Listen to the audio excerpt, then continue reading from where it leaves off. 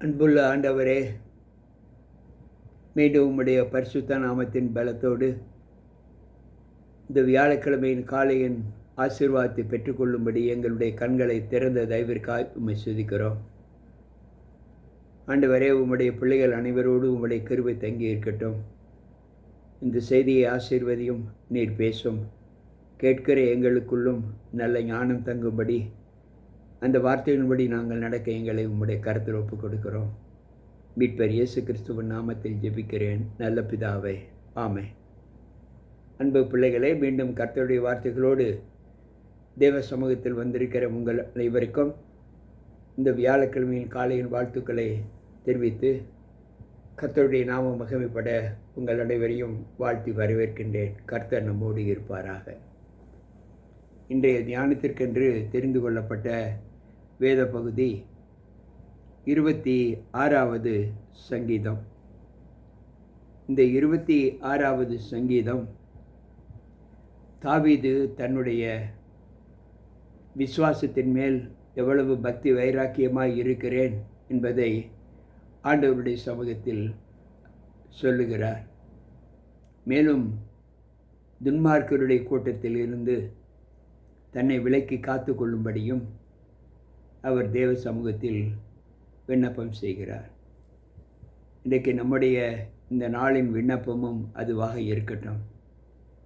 பகல் 12 மணி நேரம் தேவன் கொடுத்த அந்த வெளிச்சத்திலே நாம் கடந்து செல்ல இருக்கிறோம். அந்த வெளிச்சம் இந்த நாள் முழுவதும் நம்முடைய பாதைக்கு தீபமும் வெளிச்சவுமாய் இருக்க கர்த்தருடைய கரத்தில் நம்ம ஒப்புக் கொடுப்போம். இந்த 26வது சங்கீதம் 1வது வசனம் சொல்லுகிறது, கர்த்தாவே, என்னை நியாயம் விசாரியும், நான் என் உத்தமத்திலே நடக்கிறேன். நான் கர்த்தரை நம்பி இருக்கிறேன், ஆகையால் நான் தள்ளாடுவது இல்லை. நான் உம்மை நம்பி இருக்கிறேன் ஆண்டவரே, அதனால் நான் தள்ளாட நீர் விடமாட்டீர் என்ற நம்பிக்கை எனக்கு உண்டு என்று ஆண்டவர் சொல்லுகிறார், தாவீது சொல்லுகிறார்.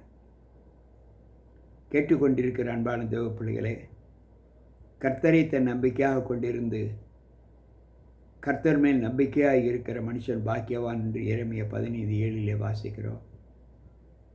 இன்றைக்கும் நம்முடைய வாழ்க்கையில் நாம் கர்த்தர் மீது நம்பிக்கையாக இருக்கும்போது நான் உன் கால்களை தள்ளாட விட்டேன் என்று ஆண்டவர் சொல்லுகிறார்.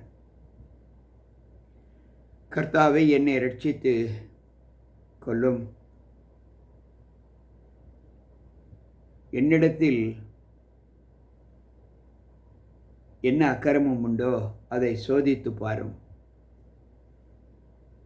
என் உள்ளந்தெரியத்தையும் என் இருதயத்தின் ஆழத்தையும் என் தேவன் புடமிட்டு பாரும் என்று சொல்லுகிறார்.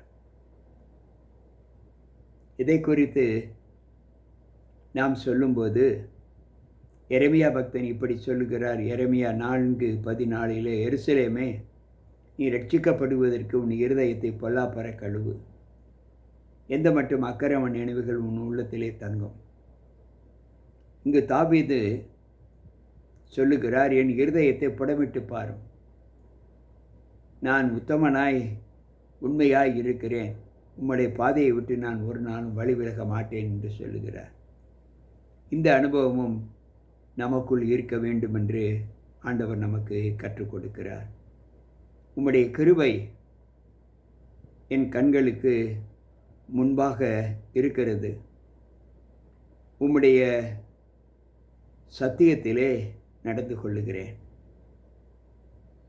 தேவன் கொடுத்த வாக்கை நான் ஏற்று என் கால்கள் வேற்று பாதையில் செல்லாமல் புடமிடப்பட்ட நான் உம்முடைய சத்தியத்தின் பாதையிலே நடப்பேன் என்று இங்கு தாவீது சொல்லுகிறார். இந்த அனுபவமும் நமக்குள்ளாக இருக்க வேண்டும். வீணரோடே நான் உட்கார மாட்டேன், நான் வஞ்சகரிடத்தில் நான் சேரவும் மாட்டேன் என்று சொல்லுகிறார்.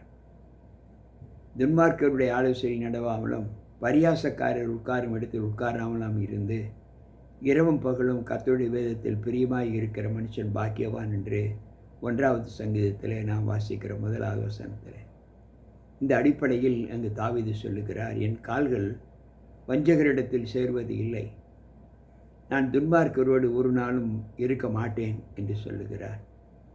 அன்பு பிள்ளைகளை, இந்த அனுபவங்களும் நமக்குள்ளாக இருக்க வேண்டும். கர்த்தர் மேல் நான் துதியின் சத்தத்தை தொனிக்க பண்ணி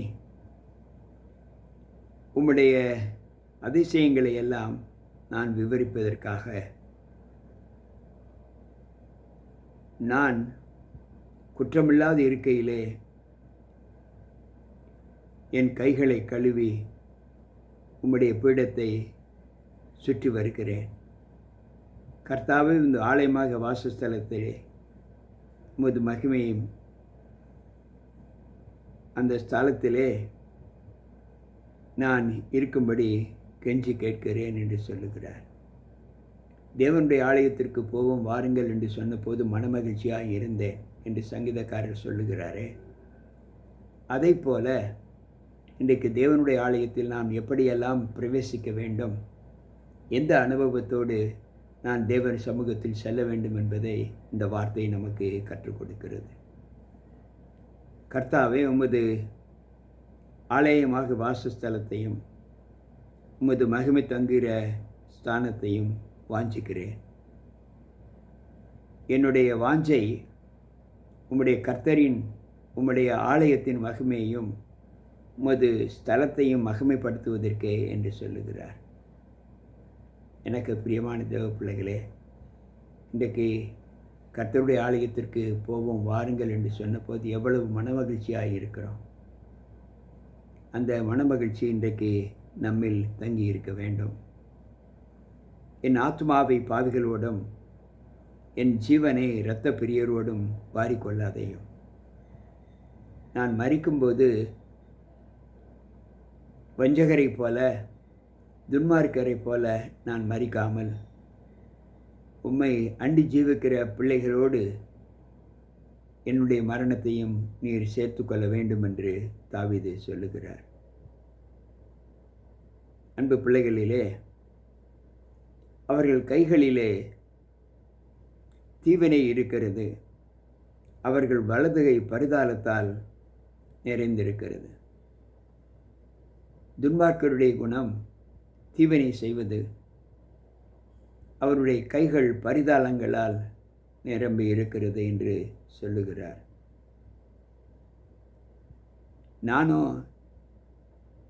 என் உத்தமத்திலே நடப்பேன், என்னை மீட்டுக்கொண்டு என் மேல் இரக்கமாயிரும். என் கால் செம்மையான இடத்தில் நிற்கிறது, சபைகளிலே கர்த்தரை துதிப்பேன். ஆண்டவரே, நான் அப்படிப்பட்ட மகனாய் இல்லாமல் நான் தேவனை சந்தித்து தேவனுடைய வார்த்தை எனக்கு என்ன சொல்லுகிறதோ அந்த சத்தியத்திலே நான் நடப்பதற்கு என்னை ஒப்பு கொடுக்கிறேன் என்று இந்த வார்த்தை நமக்கு கற்றுக் கொடுக்கிறது. கேட்டுக்கொண்டிருக்கிற அன்பான தேவ பிள்ளைகளே, நம்முடைய காலங்கள் இந்த நாளின் ஆசீர்வாதத்தை எப்படியெல்லாம் பெற்றுக்கொள்ள வேண்டும் என்பதை ஆண்டவர் நமக்கு கற்றுக் கொடுக்கிறார். எந்த நிலையிலும் நம்முடைய காலை தியானம் எழுந்த மாத்திரத்தில் தேவனுடைய நாம மகிமைப்படும்படி நம்முடைய சொற்கள் இருக்க வேண்டும். இந்த 26வது சங்கீதமும் அப்படித்தான் நமக்கு கற்றுக் கொடுக்கிறது. தேவ சமூகத்தில் வந்திருக்கிற நாம் மாசற்றவர்களாய் காணப்பட வேண்டும். தேவனை தொழுது கொள்கிற பிள்ளைகளாகிய நாம் ஒவ்வொரு பலத்தையும் தேவ சமூகத்தில் பெற்று பலவீனமற்றவர்களாய் காணப்பட கர்த்தருடைய சமூகத்தை நாடி அவருக்குள் நிலைத்திருப்போம். கலங்க வேண்டாம். நாம் நம்பியிருக்கிற ஆண்டவர் நம்மை ஒரு நாளும் கைவிட மாட்டார். நாம் எதை செய்ய வேண்டுமோ அதை ஆண்டவர் நமக்கு போதிப்பார். எந்த நிலையில் கலக்கமுள்ளவர்களாக இருந்தாலும் அன்பு பிள்ளைகளை, நீங்கள் கலங்க வேண்டாம். வியாதியோ வறுமையோ வேதனையோ உங்களை ஆட்கொண்டு இருக்கிறதா? கவலைப்பட வேண்டாம். கர்த்தர் மேல் உன் பாரத்தை வைத்துவிடு. அவர் உன்னை ஆதரிப்பார், அவர் உன்னை தேற்றுவார் என்ற அந்த வார்த்தை உங்களை பலப்படுத்த தேவ சமூகத்தில் உங்களை ஒப்புக் கொடுங்கள். இந்த நாளை கர்த்தருடைய நாமத்தின் ஆசீர்வாதத்தோடு இனிதாக்கி தேவனுக்குள் பிரியமுள்ள ஒரு நடக்கை இந்த நாளிலே நாம் நடந்து காட்டுவோம். கர்த்தர் நம்மோடு இருப்பாராக. பணி செய்ய உங்களுடைய கையின் பிரயாசங்களை தேவன் ஆசீர்வதித்து கொடுப்பார். பயணம் செய்ய அவருடைய கிருபை உங்களை முன்னும் பின்னும் இடைகட்டி காத்துக்கொள்ளும். என் சமூகம் உனக்கு முன்பாக செல்லும் என்று சொன்ன அந்த வார்த்தை பயணத்தில் உங்களோடு கூட இருக்க வேண்டும். நிச்சயமாக இருப்பார். அவரை நோக்கி கூப்பிடுகிற பட்சத்தில் அவர் உனக்கு செவி கொடுத்து என் மகனே என்று மறுமொழி கொடுப்பார். இத்தனை ஈவுகளையும் கொடுக்கிற தேவனுடைய வார்த்தைகளை ஏற்று நடப்பதற்கு நம்ம ஒப்பு கொடுப்போமா? வாருங்கள், ஜெபிப்போம். அன்புள்ள ஆண்டவரே, உம்முடைய வார்த்தைகளை கேட்ட எங்களுக்குள் தாவீதுக்கு நீர் எந்த பாதுகாவலை கொடுத்தீரோ அந்த பாதுகாவலான ஆசீர்வாதத்தை எங்களுக்கும் கேட்டுக்கொண்டிருக்கிற எங்கள் ஒவ்வொருவருக்கும் நீர் கொடுக்க கிருபை செய்யும். எங்களுடைய இந்த நாளின் பணிகள் உம்முடைய கரத்தின் ஆசீர்வாதத்தோடு ஆசீர்வதிக்கப்பட்டு நாங்கள் செய்கிற தொழிலும் நாங்கள் செல்லுகிற பயணங்களும் உம்முடைய நாமத்தின் பலத்தோடு இருக்க கிருபை செய்யும். நோய்வாய்ப்பட்டு இருக்கிற பிள்ளைகளுக்காய் ஜெபிக்கிறோம். ஆவியானவர் நிறுத்தாமே அவர்களுக்கு நல்ல ஆண்டவரே ஆசீர்வாதத்தை, நல்ல பலத்தை என் தேவன் கட்டளையிட கர்த்தர் கிருபை செய்யும். இந்த நாளிலும் தேவ சமூகம் பிள்ளைகளோடு இருந்து பாதுகாத்து கொள்ளும். மீட்பர் இயேசு கிறிஸ்துவின் நாமத்தில் ஜெபிக்கிறேன் நல்ல பிதாவே, ஆமென். அன்பு பிள்ளைகளே, கேட்ட வார்த்தைகள் உங்கள் அனைவருக்கும் நல்ல சமாதானத்தையும் பலத்தையும் கொடுக்கும் என்று கர்த்தருக்குள் நம்புகிறேன். இந்த நாளை இனிதாக்குவோம். கர்த்தர் நம்மோடு இருப்பாராக. மீண்டும் நாளை சந்திப்போம். உங்கள் போதகர் ஜி.கே. ராபர்ட். கர்த்தர் நம் அனைவரோடு கூட இருப்பாராக. ஆமென்.